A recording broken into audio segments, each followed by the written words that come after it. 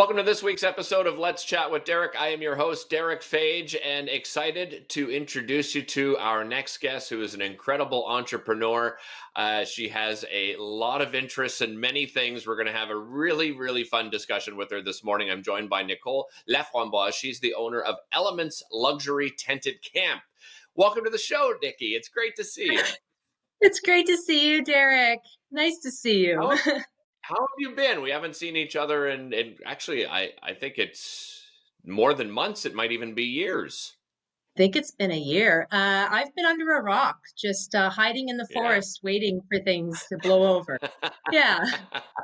Well, we'll get to that for sure because your business is amazing. Absolutely. And I mean, I'll tease it a little bit. You've bought a piece of storied property that a lot Mhm. of people from the Ottawa region and surrounding areas will know very well when we get to it. But before we get to that, I want to sort of start at the beginning of your career. Let's go back to your education. So take us back to secondary school and what you got yourself into. Secondary school, I was an awkward child. I'm still an awkward adult, which I think is super cool. Absolutely. Yeah, and yeah, elementary school, I mean, I was admitted late to kindergarten. I was not verbal enough to interact with children in junior kindergarten. So they put me off until senior kindergarten.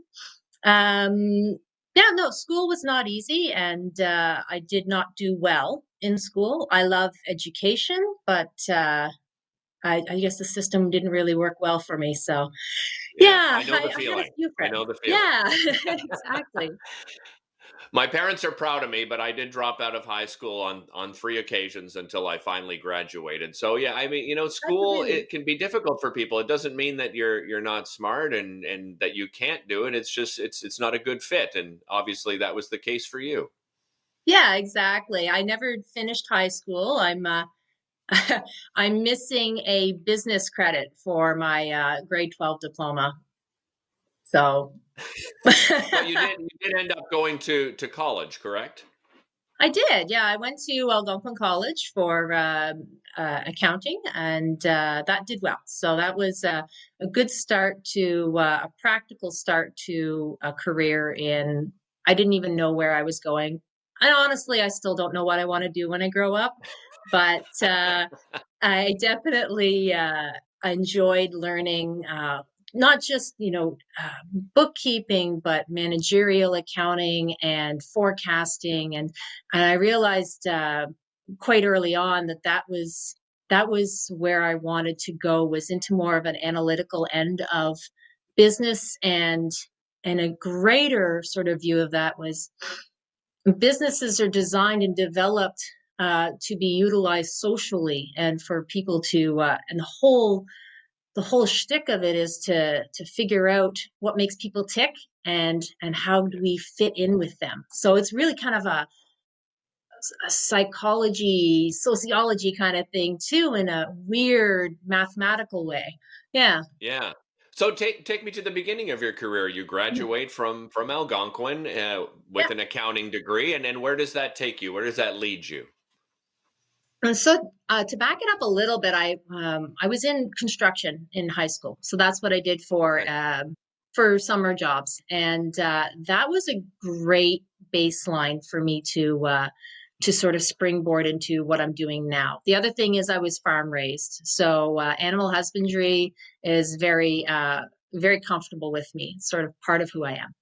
And then I into the accounting end of it. I opened up an accounting company and provided taxes, taxation services, and data entry for customers in the Ottawa Valley. Ran that Okay. for a while as a young mom, and then had a second kid at 23, and uh, quickly got into real estate. One of my Really? accounting clients, yeah, one of my accounting clients, they needed someone in the office to help them manage things, and so I stepped into that. And just like most realtors, they are so good at talking you into stuff, which is great because they really inspired me. You know, It's they true. got It's me. true. It is true. Realtors are like, if you need a motivational talk, go talk to a realtor. Absolutely. One of my best Because friends who used to be a colleague at Rogers, Rich yeah, Danby, is in real estate. And you're right. yeah, I mean, he might as well be a life coach, honestly. exactly. Yeah. They, So I cool, guess there's a right? certain, yeah, it's a certain type of personality when it comes to real estate and becoming a realtor. It's yeah, and so they convinced me to get my real estate license, and started off in residential.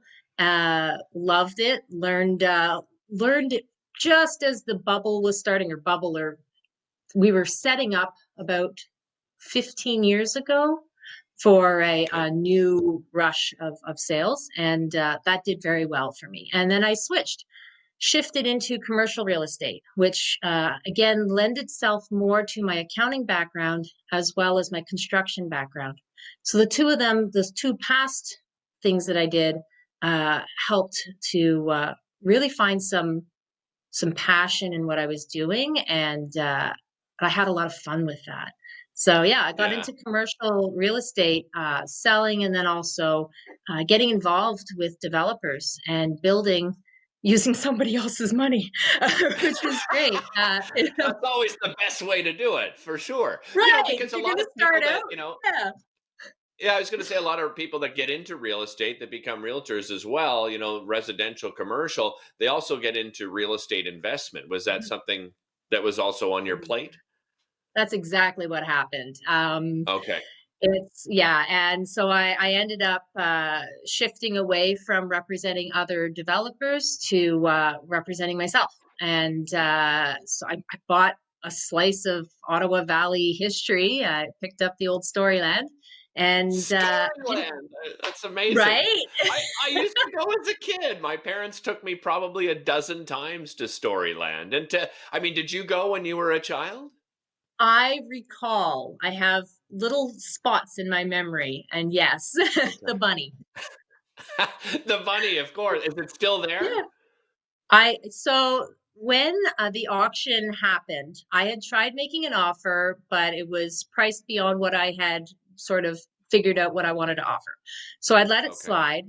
Then the auction hit, and a couple of my friends and I were sitting around one day watching TV, and we saw the commercial come on for the auction. And of course, the next thing you know, we've got to line up trucks and trailers and empty out the bank accounts because I need to buy the bunny. So we You did. had to We buy went. the bunny. Nice. Yeah, it's a great lawn ornament. I was living in town at the time. I didn't care. It's a competition. Lawn ornaments are a competition, and I won. Of course. So All right. that's for you, Margaret, my neighbor. So, so we moved this 12-foot high, 10-foot wide, 800-pound fiberglass bunny off of Storyland at the end of the auction and pushed it into my backyard in town. And 3 weeks later, the price dropped on the property, and went into a bidding war. And I rolled up my sleeves and went for it. And With no you plans, so what really? You had no plans? You just bought the none. property and that was it. Yeah, it So had then of good course you bones. right. And then you had to start thinking about, well, now I have this property with good bones. What am I going to do with it? So what was the process of trying to figure out what to do with the property? Here's where I get really nerdy. So it wasn't about anything that I wanted to do. It was about going back to that. How do I create something that people will want to use? And I started Okay. looking at demographics. I started looking at also our Renfrew County's mandate for what they wanted to grow the county through. And some of the key things in that lovely, well put together package was employment and tourism. So looking at those two things, okay, employment and tourism, how do I create jobs here? And how do I utilize this? Storyland was done. Everything was auctioned off. There was a massive pile of cleanup to be done. So I had not quite a blank slate, but I had pretty much I could have done whatever I wanted. Right. And the zoning was perfect. So it came down to identifying who was the key decision makers in the households, and that predominantly is women. And again, 38 to 68 years of age, was sort of the active purchasers, and that was, I mean, we're going back quite a few years now. That's shifted a bit. I love watching the millennials coming through and changing that up again, which is fun. But Yeah, for sure. that's back, yeah. So that was back when I was making those decisions. And then I just started telling my friends, I've got this property, come for a walk. And these are my key demographics. This is my county's mandate. What do you think we should do? And one of my friends, we were walking up to the lookout, and she said, "Have you heard of glamping?" And I'm like, "No." And she's like, Really? You never "Oh, heard it's of it like before? never." And she said, Okay. "Well, it's like beds and tents."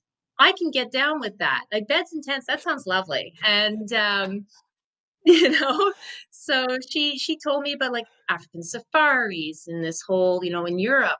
And I climbed back down the mountain, got on my computer, started Googling glamping, fell in love with the concept, and then quickly became Glamping Canada. So we developed a business plan. We put together all the wheels in motion, and I say we, that's me and my children. And Okay.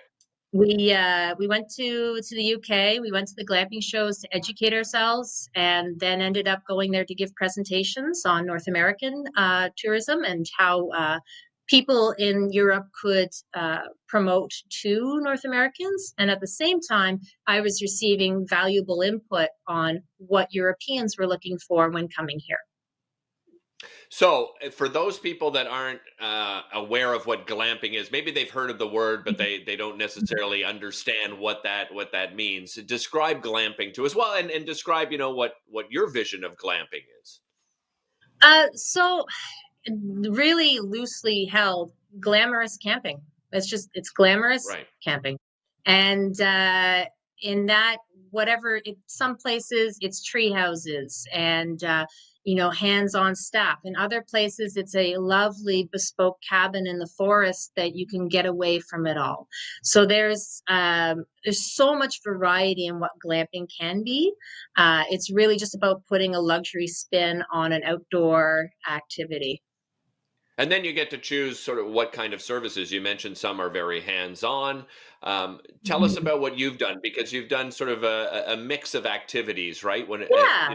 When it comes to glamping, so it's not just staying in the woods. There are things to do as well. hmm So, as part of the mandate, it's about utilizing local tourism operators as well, so that my multi-night stay guests have places to go and things to do off the property.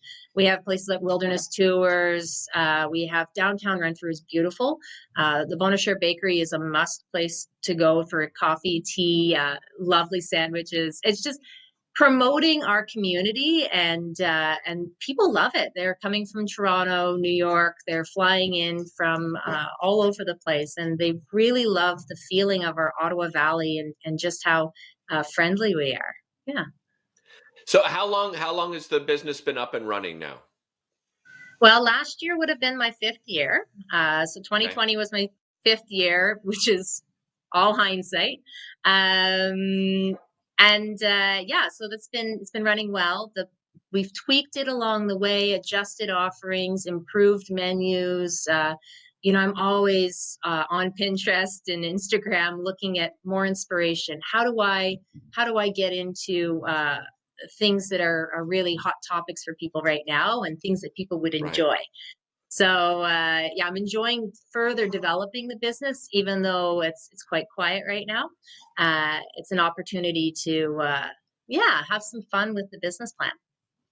Well, you mentioned it's quite quiet right now. Many Mhm. businesses find themselves in that situation. So, uh, tell me about the effect the pandemic's had on your business. Yeah, it was strange. Usually open up my bookings for my VIPs in December, and come February, open it up for general public bookings. Last year, I had a feeling, and I didn't open it. I just held off.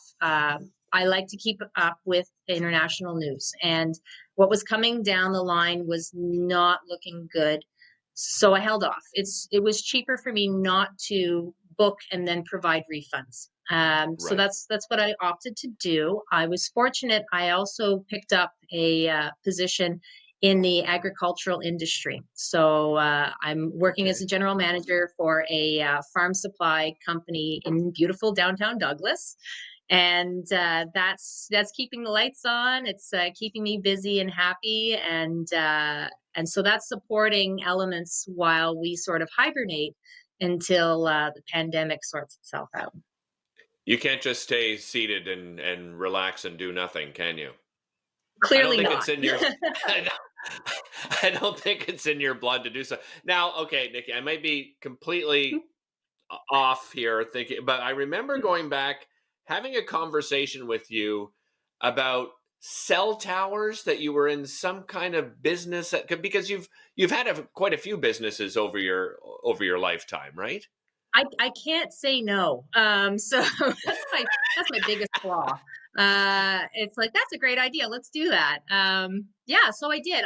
We have internet, patchy internet where we are, and a lot of Okay. places in the valley do. So one of the things that became a real focus for me was getting some sort of fixed wireless internet to service underserviced areas, places that Bell and Kojiko can't get into. So just a lot of rock, I guess. So it's a smaller sort of venture, but I did invest into putting up towers in my area. Unfortunately, just like any business, sometimes you win them and sometimes you lose them. And this one I Right. ended up losing on. And that's okay. I own that. It was there was a lot of paperwork and a lot of red tape. It Right. kept pushing through it, but eventually it just came to a breakdown in a wholesalers and communications, and yeah, and that's part of business. That's part of Right. if you're going to take a chance, you're going to lose some. I've seen a lot of people this year lose a lot more than what I have, and so my heart's out with them because been there, fallen in the Yeah. mud, had people walk over my back and then climb back up and gone, "Oh, look, I can exfoliate myself with this. We're good." And really, right? That's what it's Yeah. about. It's dust yourself off, exfoliate yourself with the dirt, and just tackle the next one. Yeah. Looking forward, I know that you have, this other career opportunity to, as you said, as you sort of hibernate with elements, but Mhm. looking to the future, around the corner and long term future, any sense of anxiety? What's the concern that you have as we go through this pandemic? Do you finally see a light at the end of the tunnel with vaccinations coming? Uh, yeah, I do. And I think, we back in the 30s, the depression, the Great Depression, I refer to this time as the Great Reset. And Mm, we're resetting, we're recalibrating as people. What are our priorities? And what do we want to do with our lives? I think a lot of people discovered passions that they'd sort of put on the back burner for so long. It took a pandemic to force us to explore those options. And I've seen some really interesting, unique businesses popping up out off of people's kitchen tables. I love that. And I've seen just it's a period of growth even for myself. The anxiety, yes, it does flare up from time to time. And then I have to count my blessings. And I yeah. look at, we're here. I've had friends when things were tough in the past. I've had friends buy a tank of gas, to get me to where I needed to make that next deal. And then I've had times where I've been able to reciprocate that. So I honestly am very optimistic for where we go from here. I really feel like people are changing for the better as a whole. And Mhm. I know it seems a little disruptive at times. The way that we get to peace and to a better society can be a little rough at times, but I have full faith that we're going to come out of this. Yeah. Yeah, I have that same feeling. And interestingly enough, I have a lot of optimism when it comes to your business because I think you've probably noticed, like I have, it was interesting. The pandemic hit. we were asked to, socially distance and so forth, and wear our masks and sanitize. And then all of a sudden, something really incredible happened. I started seeing my neighbors. It took a pandemic for people to leave their homes, right? We were encouraged to stay home, and then the pandemic hit, and people were buying basketball nets and new bicycles, and people, we would see people wheeling their new canoe across the street to the river. I mean, we're fortunate we live right across the street from the river. People were buying kayaks and stand-up paddle boards, wanting to get back into nature. And I, Mhm. as a business, even actually disregard the business side of it. Personally, you grew up on, in the farming, in a Hmm. rural area, right? You've always loved nature. You've always been in and amongst wildlife, but have you seen this growth of curiosity in nature and the outdoors? Do you know what I love about it is, when I look at the current place that I'm working, we grow and manufacture our own bird seed lines, which is super cool, and I've learned so much about that. But what came from that is a lot of people started seeing more birds, and there's no more birds, but people are looking at them now. People are actually having the time to have their morning coffee and look out their back window and to put the seed out and see them come. And I just think that's lovely that we're more observant, and I think we're more appreciative in that fact too. It's a gift. Yeah. I agree 100%. I mean, we're very fortunate in that we have a cottage. We've had a cottage for, I Hmm. think it'll be 8 years coming this summer. And being able to go up there during the pandemic when, it was Hmm. a complete lockdown, was so beneficial to our mental health. And I think that's why a big reason why we're seeing more and more people get out. Let's have a little bit of fun here because you Okay. have some interesting hobbies. And one of those hobbies is cars. And I want to talk Yes. to you because I've seen you in your racing outfit, the helmet on. Tell me about your love of cars, where that came from. I think it happened at a young age. It started with just driving tractors, and then it got my first set of wheels, and was able to leave the farm and go and I don't know, find things like boyfriends and parties and society. So that was a Yeah. lot of fun. Um, and my first car was a 1990 Eagle Talon TSI. I don't know how I survived that, but I did, and it was a lot of fun. And of course, I had to you know uh, fix it up myself. I had to learn how to wrench myself, and that was healthy. And it was good for a young woman to do that too. It wasn't as popular back then for girls to be wrenching. So fast forward now, went through, I worked a lot and finally came back to my love for not just speed, but for just the feeling of a vehicle under pressure, under different conditions. And it was exhilarating. I went to Calabogie Racetrack, and they set me up, taught me. Turns out I was a terrible driver. I thought I was great. So it Really? took a lot of training. Oh, I was terrible. I was terrible. Really? You can ask I think we all anybody. like to think we're good, right? We all like to Yeah, think, you know what, exactly. if I got this, souped up car and you put me on a track, I'd be Yeah, amazing. But I think yeah. it takes a heck of a lot more skill than we understand, right? Exactly. So I did. I ended up going to Calibogie, getting the training. I am such a better driver now. Even on the roads, more observant. I can see things happening. I just feel a lot more confident as a driver. But I did pursue it through to a GT3 race series, gentleman race series. I had a lot of fun with that. I got my race license. My fire suit. It was a lot of Wow. fun. Yeah, and so I enjoyed that. I enjoyed the camaraderie and the friendships you make at the track. They're your track family.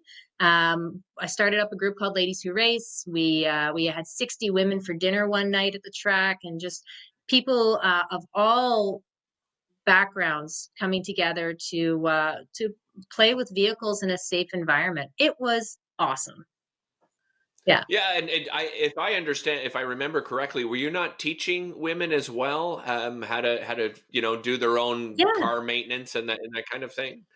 Yeah, so one of the things with my other friend, Nicole Laframboise, we were doing Car Spa, which was a series for women to learn about vehicles. We had some great pros in talking about the legalities of what to do in an accident, what to say, what not to say. We'd go out to the vehicles and we'd actually take off a wheel. Everyone got a turn to sort of feel what it felt, how, like smaller women, we show them tricks on how to actually break a nut on the tire and what your caliper assembly looked like, what is a worn out brake pad, and touch it, see it, and realize it's not some scary void. It's actually quite attainable. Hmm. Yeah. Uh, Before I run out of time, I wanted just to Yeah, get your advice. I mean, as I mentioned, throughout your career, you've been an amazing entrepreneur, just, finding and succeeding and failing, as you've been honest with us. yeah. What's one piece of advice you give to entrepreneurs, young or old, whoever, starting Mm. a new business? What's your biggest piece of advice? Let your fear push you forward. Um, Often people are frozen with fear. I like to use my anxiety and my fear as a catalyst, as the extra octane in my fuel tank, because that way I'm not standing still and scared. I'm actually, yeah, I'm terrified, but let's get that nasty phone call taken care of. Let's say yes to that lunch date. Let's talk about, what we can do, and let's you know what, if you have $45 in your bank account and what you need to do, that website's going to cost you $60 to register and sort out. Call a friend. I'll pay you back next week. Just just do it, because at the end of the day, we only have X amount of time, and make the most of it. Life's short, and Yeah. just, yeah, let your fear move you forward. Don't let it hold you still. We Do all have it. you expect to? Yeah, for sure. Do you expect to have clients up at Elements this summer? Is there some So hope there? my crystal ball, yeah. So Yeah. my crystal ball is telling me that I will be able to open for August. Um, Business as usual, pretty much. I'm holding tight on June and July until I see what comes in probably March. So I have pre-booked a lot of August just through my own personal friends and contacts. But going forward, we'll see how March will be my big indicator for whether I hit the go button on June and July. Mhm. How do people find you on social media? So Glamping Canada. You can find me on Instagram and Facebook. Those are the most popular ways to message me. I won't be taking bookings right now, but definitely, if you have any questions, I'm just so happy to reach out and talk to people. I'm lonely. Talk to me. Nikki, thank you so much for talking to us today. Really appreciate it. Thank you, Derek. Take care. So nice to see you. You too. Take care.